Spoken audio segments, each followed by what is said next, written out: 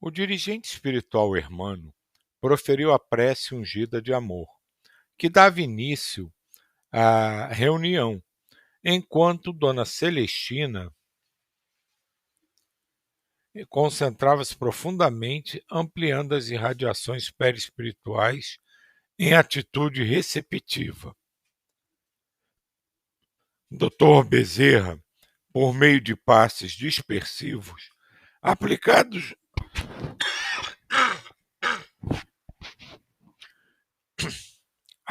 no paciente e no seu adversário, libertou o vingador que logo foi acoplado a médium em transe. De imediato, rugido de cólera, o desditoso interrogou: que se passa? Qual a razão desse conselho ou tribunal reunido, que me obriga a apresentar-me contra o meu próprio interesse? Com voz dúlcida e bondosa, o mentor esclareceu-lhe: não se trata de nenhuma nem de outra organização, mas de uma reunião fraternal para um diálogo esclarecedor. Como o amigo não ignora, o intercâmbio entre as duas esferas da vida é contínuo e significativo. Aqui estamos a serviço de Jesus para libertá-lo do sofrimento que se prolonga por alguns decênios, somente por teimosia do irmão. Nada justifica a sua inclemente perseguição ao jovem Raimundo, que lhe padece a injunção perversa, ameaçando-o de destruição da existência física. Todos renascem para progredir, para reparar e libertar-se do mal que lhe permanece esculpido nas delicadas fibras morais. Por que a falsa preocupação comigo, que lhe sou a vítima, que lhe experimentou o gládio da perversidade, ceifando-me a vida, em dias não muito distantes? Por que a preocupação benéfica em relação ao miserável que muitas vidas ceifou, inclemente, entre as quais encontra-se a minha própria? Éramos irmãos de sangue, mas diferentes em valores éticos. Enquanto eu era um verdadeiro Abel, ele sempre revelou-se um tremendo Caim. Com a morte dos nossos pais, ele deveria assumir os bens que nos pertenciam e proteger-me por ser mais jovem e menos experiente. Que fez o insano? Apoderou-se por meios ilegais de todos os recursos, deixando-me a miséria, vitimado por doenças terríveis sem qualquer apoio nem misericórdia. Até que a loucura de mim tomou conta, atirando-me às ruas do abandono total, quando veio a consumpção do corpo entre vagabundos, outros amparados sob os viadutos da urbe paulistana. Acompanhei os restos materiais em decomposição, devorados pelos vibriões, e sofri a vampirização de outros desditosos que me constrangeram a mais horrores do que aqueles que eu trazia no coração. Isso porque, ainda lúcido, jurei vingar-me e bebi todo o ácido do ódio e do desespero de que era possível, a fim de recuperar o que era meu. Como, porém, eu poderia conseguir se a justiça terrestre pertence aos poderosos que a tudo e a todos subornam e ganham?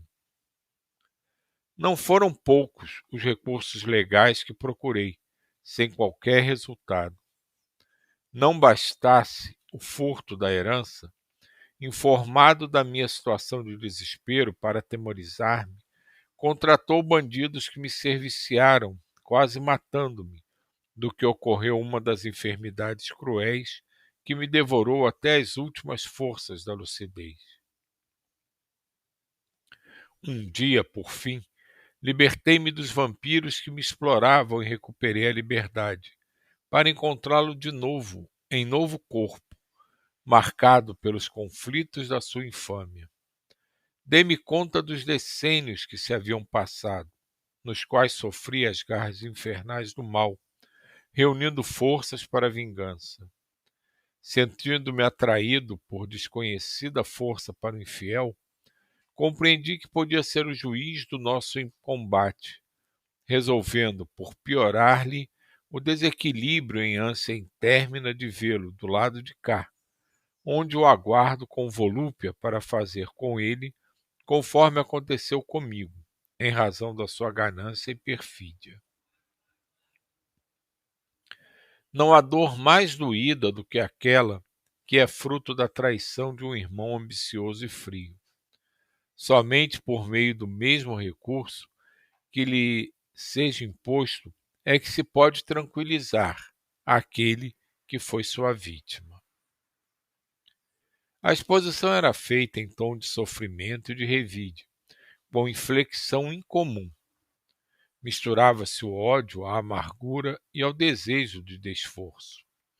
Retorcendo-se na aparelhagem mediúnica, o espírito estridulava, produzia baba pegajosa que o médium exteriorizava com os olhos desmesuradamente abertos. Havendo deixado que todo o fel fosse derramado, Dr. Bezerra falou-lhe com voz paternal. Compreendemos, sim, todas as suas dores e somos solidários. Todos nós, na fileira das reencarnações, vivenciamos momentos quase semelhantes, porquanto os instintos agressivos e malévolos que predominam em nossa natureza espiritual promovem essa situação terrivelmente desventuradas. Em Caim, reza a tradição mitológica, Deus colocou um sinal para que ele expungisse, enquanto vivesse, o crime contra o seu irmão Abel. Também nele, Raimundo, as leis soberanas esculpiram a culpa que o vem acompanhando no trânsito carnal, a fim de que se recupere, não se fazendo necessária a aplicação da sua clava de justiça, que o torna verdugo, deixando de ser vítima. Qual a atitude que aprendemos com Jesus no Calvário, após ser traído por Judas, negado por Pedro, seus irmãos por ele elegido, e por toda a massa que recebera misericórdia e vida por intermédio de suas mãos? Foi o perdão. Perdão global a todos aqueles que o maceraram, que o desconheceram, que o crucificaram. Isso porque somente perdão possui lenitivo para diminuir a crueza purulenta das feridas do coração e da alma. Mas eu não tenho forças para perdoar, reagiu o indigitado. Desde que nesse momento não tenha condição para perdoar, elucidou o mentor, dê-se a si mesmo a oportunidade de experimentar a felicidade e libertar-se dele, a quem se aferra desde há muito tempo. Enquanto vicejar o ódio nos seus sentimentos, a ferro e a fogo do desespero, o mesmo ficará moldado no cerne do seu ser, como um lobo que caça a ovelha perdida ao seu alcance. Devorá-la não resolverá o problema, porque este é interno. É sede de loucura que não cessa, quando deveria desaparecer. Observe o seu aspecto, a perda sensível da forma humana, em decorrência das fixações lupínicas que acalenta, como um animal ansioso por consumir a presa. Você é filho de Deus, que o ama e sabe do seu sofrimento. Ele, porém, é pai de ambos, sabendo aplicar o corretivo no ingrato e convidando o que foi vitimado à evolução. No mito bíblico, Abel foi substituído por Sete, graças ao amor de Deus. De igual maneira, deixe morrer a lembrança tormentosa e renasça na forma do outro irmão que veio depois. Mas como fica a justiça? Ele caminhará feliz enquanto eu permanecerei na sombra do desespero indefinidamente?